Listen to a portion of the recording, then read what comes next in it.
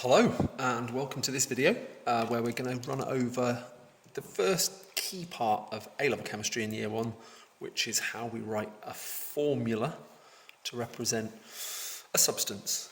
So as it says on the sheet, it is vitally important for success at A-level chemistry. You can write a formula for the following substances. I've divided the sheet up into elements first and then compounds. And then down at the bottom we've got some ions, which is absolutely essential for getting the ionic compound formulas correct. Okay, so I'll tackle each section in turn, just explaining a little bit about what it means. Okay, so the first task here up at the top says elements. So tasks to complete is to give the symbol or formula for the following substances. So just to clear that up, first of all, we have a periodic table which has the symbol of every known element. We should be familiar with the concept of elements. So if I pick out an element, so Fe is the symbol for the iron element. Now that means that atoms which have 26 protons are automatically classified as being iron, okay? And so every atom varies just in its proton number. So if you found an atom which has 25 protons, you know it's manganese. If it has 26 protons, it's iron. Okay, now, when we do formulas or symbols, for most of the elements, it's really, really simple. So for everything on our periodic table, I'm scribbling over. So all of the metals, so that's all of the left-hand side apart from hydrogen. All of these, group 1, group 2, and all of the transition metal elements, or what we call the D block at A level. And then we've got a little stair step above aluminium and down the stairs. Now, anything inside that area is a metal, and so we simply use the formula or the symbol of the metal for the formula in any equation. Okay, so anything that's metallic should be easy to spot. This is everything in group 1 apart from hydrogen, which isn't in group 1. It's at the top of group 1, but it's not part of group 1. That's why there's a dividing line. So group 1, group 2, all of this block in the middle, and then these elements here under the stair steps, we just use their symbols. Okay, so for example, if you had a reaction between, let's say, nice flammable metal, calcium burns quite nicely. So calcium, you would just write down the symbol Ca, and then if you're confident it's solid calcium, you put S down. Now, of course, the next formula, if it's reacting with oxygen, then we need to have the symbol for oxygen. So we'll come on to that next. Okay, so for metals, first of all, we simply use the symbol from the periodic table. So for any element that's metallic, we would just use its symbol.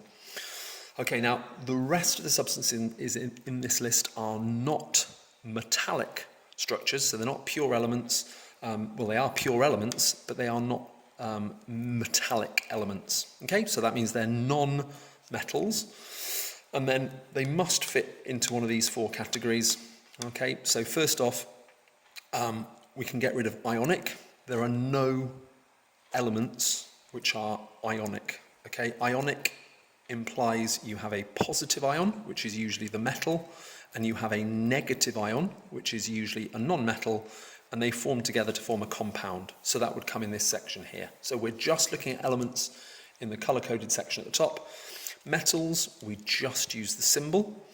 Okay, now there's another group on here where we just use the symbol, and that's the monatomic elements. Okay, so everything in group 0 is known as a monatomic element, or it goes round as single atoms. The word mono means just one. So each of these elements, helium, neon, argon, krypton, xenon, all the way down this right-hand side of the periodic table, they go around as single atoms. Okay, so a little model here. So this might be a little container full of helium, and helium just goes around as single atoms, what we call monatomic. So again, like the metals, you would just put the symbol for the element. So He for helium, Ne for neon, Ar for argon, and so on, down the rest of the list. Okay, so that's the easy bits. Metals, which is most of the periodic table, or group 0. Now, the tricky ones are in the non-metal section. Okay, so the non-metals in this top right-hand side corner, so boron along to fluorine, and then that includes things like oxygen, nitrogen, sulfur, and so on. All of these are non-metals, and we need to know their structure to give their formula. So that's relatively straightforward. The next section on the table, you can see here, is marked as simple molecular. Okay, so these are substances that go round not as single atoms, like the monoatomic group 0, but this is where they need to pair up or form bigger groups. Okay, so the standard one that teachers usually like to talk about first is hydrogen. Okay, so here we have, this is not a hydrogen atom, this is two hydrogen atoms. Okay, the white atoms are the hydrogen, and they are covalently bonded. Okay, we're going to be doing bonding coming up in a few weeks' time, but these two atoms share a pair of electrons, and that's represented by the little stick between the two, and so that is an H2 molecule. Two atoms of hydrogen bonded together.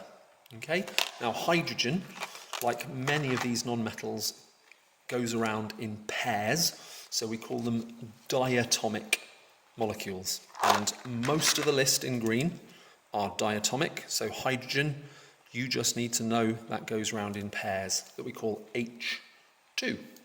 And then the same for nitrogen, N2 pairs. Differences, hydrogen has a single bond between it, one shared pair of electrons. Nitrogen has a triple bond, which we'll learn about when we do bonding. So the N2, two nitrogen atoms triple bonded, so the formula is N2, and then oxygen is also diatomic, O2, but oxygen has a double bond. Now, all of the details about the bonding we'll worry about when we get onto the structure and bonding topic, but for now, we just need to remember hydrogen, nitrogen, oxygen, all diatomic. Should remember that from GCSE. Now, fluorine, chlorine, bromine, iodine, you will find them in group 7, and they are also diatomic. So F2, Cl2, Br2, I2. Again, all single bonds this time, because they're all halogens with one unpaired electron, and so they share their unpaired electrons to give an electron pair that we call a covalent bond. Okay, Br2, okay, and then I2 as well. Also, astatine would be At2. I haven't put it on the sheet just for reasons of space, but if you had a molecule of astatine, the formula would be At2, telling you you have two atoms in that formula. Okay, phosphorus. Now there's a little hint down the bottom. OCR, your exam board, expect you to know that phosphorus is P4. That's just a fact which we will deal with when we come to do periodicity, and we explain why melting points change as we go across the periodic table. P4 has got a relatively high melting point compared to something like nitrogen, but it's much lower than something like silicon, and we'll come on to structure to explain all of those in about a month's time. Okay, so P4 for phosphorus, and then octa sulfur. Again, OCR, the exam board, expect you to know that sulfur goes around in little groups of 8. So S8, which is the formula for molecular sulfur. Okay, there are other forms of sulfur and phosphorus, but OCR want you to learn these two formulas, P4, S8.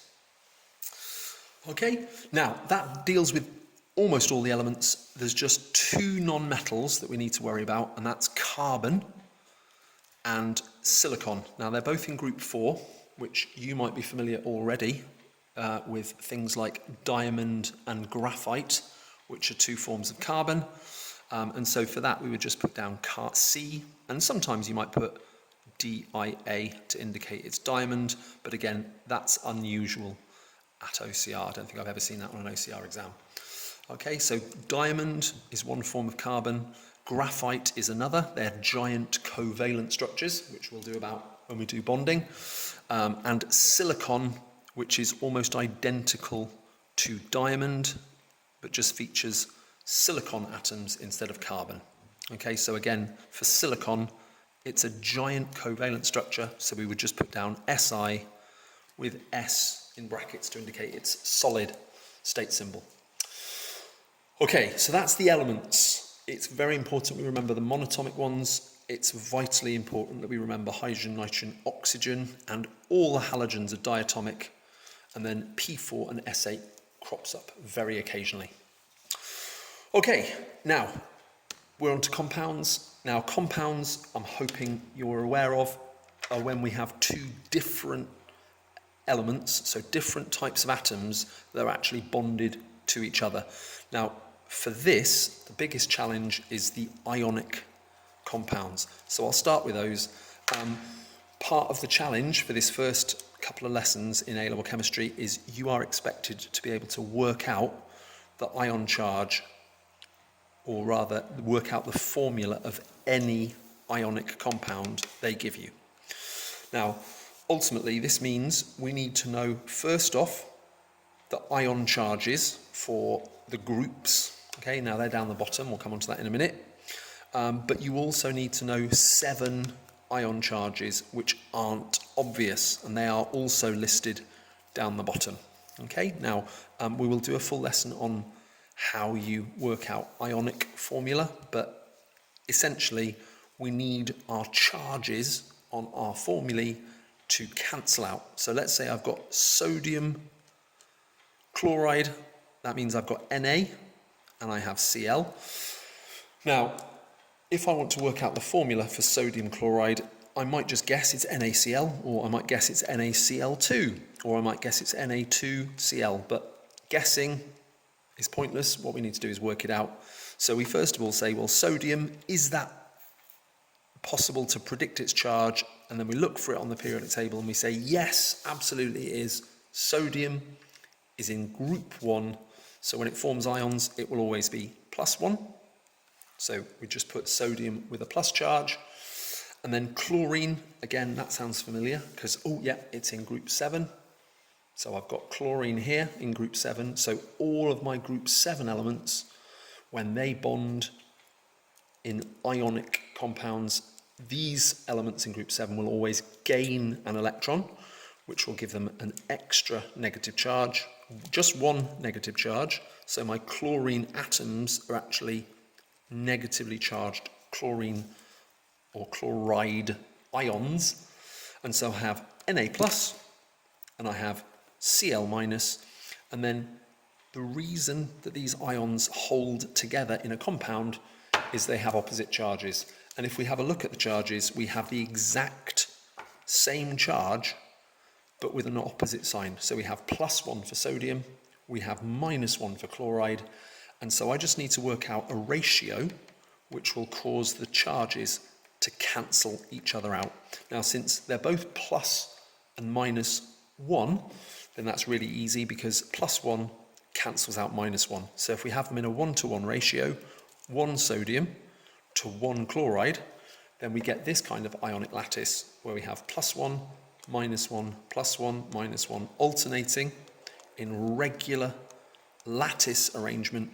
And so the formula is just the ratio of ions, and that's 1 to 1. So the formula is Na1 Cl1, and it being chemistry, if it's 1 sodium and 1 chloride, we'd never write in number 1. Okay, so one of each, NaCl. Okay, so that's our ionic compounds.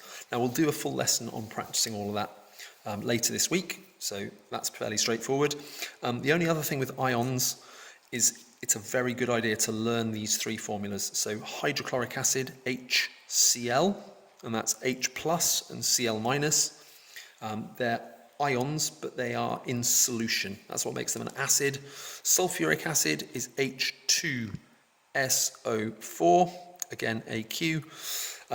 2 H plus ions bonded to 1 sulfate SO4 ion, and the sulfate ion is down the bottom as one of the ones you have to learn. And then nitric acid, 1 H plus and 1 nitrate NO3 ion, HNO3. Now again, you need to learn these formulas urgently. If you don't know them already, you've got about a week to learn them. It says plus phosphoric acid. This is occasionally given to you, so I'm going to give it to you now. Very occasionally, OCR exams ask you to do something with the formula, like work out the charge on phosphate, which must be 3 minus, because we have 3 H pluses. Right, okay, now, the rest of the table's dead easy. Metallic, you cannot have a metallic compound. If you've got two different metals, it's a mixture, it's not a compound, and we call it an alloy. So it doesn't have a formula, it just has a name, like things like bronze or brass or steel, they don't have a formula.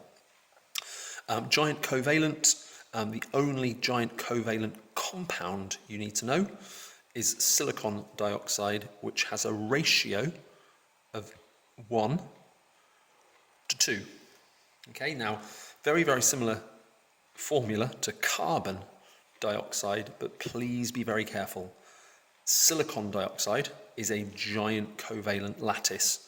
So we've got a massive supermolecule where silicon is bonded to oxygen, and oxygen is bonded to silicon, and silicon is bonded to more oxygen, and that structure continues for millions of atoms.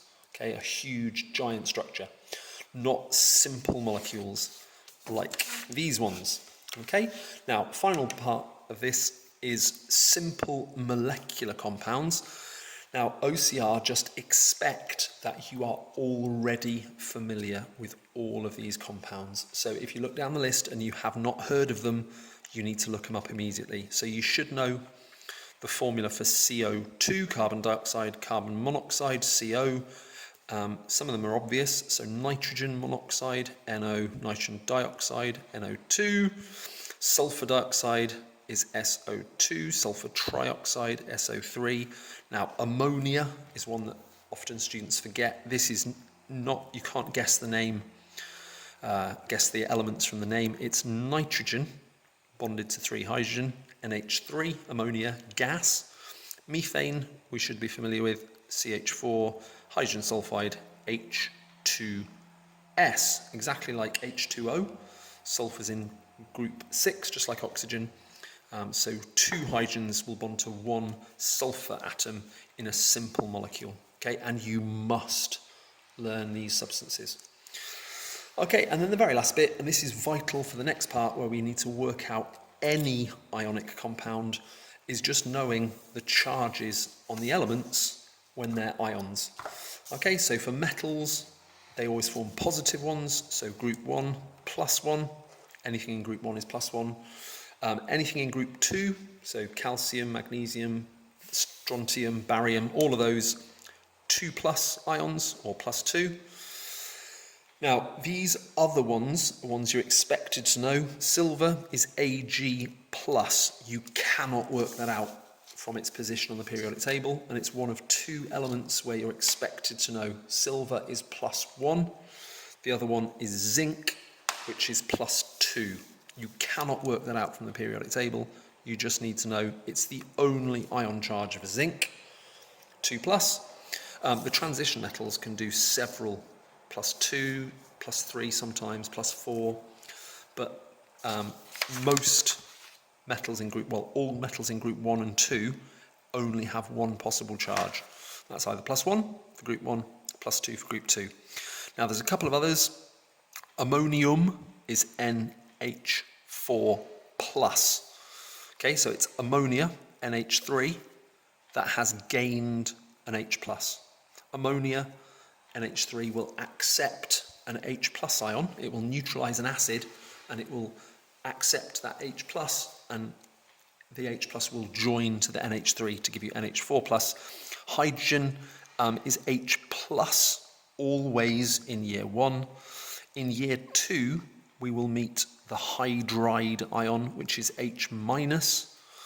Okay, so we need to think about that in year 2, but for year 1, they will make it very, very clear. It's always H+ in year 1. Okay, and then final ones, group 7. Well, we've sort of mentioned that before. Chloride is Cl-, all of the halide ions. So group 7 will always gain 1 electron, and you get a -1 charge. So F- for fluoride, chloride, Cl-, bromide, Br-, iodide, I-. Group 6, they have 6 electrons, so they just need to gain 2 more. So oxygen gains 2 electrons to form oxide O2- is the charge. And then sulfide, same again, 6 electrons in the outside shell. So when it forms an ion, it gains 2 more to get a full shell, and that gives us an S2- sulfide ion. Okay, and then the very last bit, and this is the bit that students find trickiest, but we need to know all of these compound ions. I've mentioned hydride already, H-, but nitrate, NO3-, sulfate, SO4, with a 2- charge, carbonate, CO3, with a 2- charge, and hydroxide, OH, with a single -1 charge. Okay, now, given they expect you to know all of these ion charges, and you can find the ion charges from the position of elements on the periodic table, within a week we will be able to find the formula for literally any ionic compound they specify on our exams. Okay, good luck.